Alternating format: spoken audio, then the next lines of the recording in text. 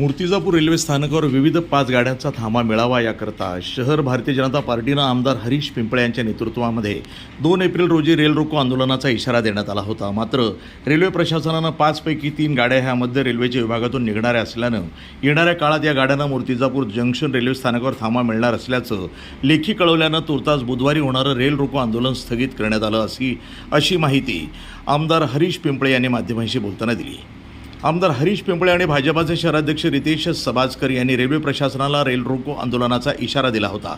याची आंदोलनाची दखल घेत दिनांक 1 एप्रिलच्या रात्री उशिरा मध्य रेल्वे विभागातून धावणाऱ्या अमरावती पुणे हुतात्मा एक्सप्रेस, अमरावती तिरुपती एक्सप्रेस आणि नागपूर अहमदाबाद प्रेरणा एक्सप्रेस या 3 गाड्यांना येणाऱ्या काळात मूर्तिजापूर रेल्वे स्थानकावर थांबा देण्याचं पत्र देण्यात आलं। तर उर्वरित पुरी अहमदाबाद सुपरफास्ट एक्सप्रेस आणि यशवंतपुरम एक्सप्रेस या गाड्यांच्या थांब्याबाबत रेल्वे बोर्डाकडे मध्य रेल्वेकडनं प्रस्ताव पाठवून निर्णय घेतला जाणार असल्याचं यावेळी सांगण्यात आलं, अशी माहिती हरीश पिंपळे यांनी दिली। नागपूर अहमदाबाद प्रेरणा एक्सप्रेस, पुरी अहमदाबाद एक्सप्रेस आणि यशवंत एक्सप्रेस याची मी मागणी केली होती आणि हे जर तुम्ही केलं नाही तर आज रेल्वे रोको आंदोलनाचं आणि भाजप शहरच्या वतीने आम्ही त्यांना हे दिली होती। त्याची दखल घेत भुसावळचे DRM यांनी मुंबईच्या डीमला पत्र दिलं आहे ते किंवा अशी मागणी होती असो त्यांनी मुंबईवाल्यांनी आता दिल्ली बोर्डाला फॉरवर्ड केला आहे।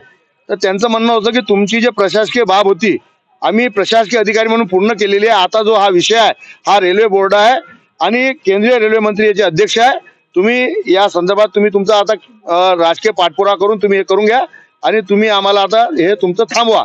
तर त्यांनी मला 2 पत्र दिले। रात्री खूप उशिरापर्यंत हे प्रक्रिया सुरू होती आणि पत्र आल्यावर मी त्यांना स्थगितीचं पत्र दिलेलं आहे आणि परत खासदार साहेब आणि मी आता दिल्लीला जाऊन रेल्वे थांबवण्याच्या संदर्भात याचा पाठपुरावा करणार आहे।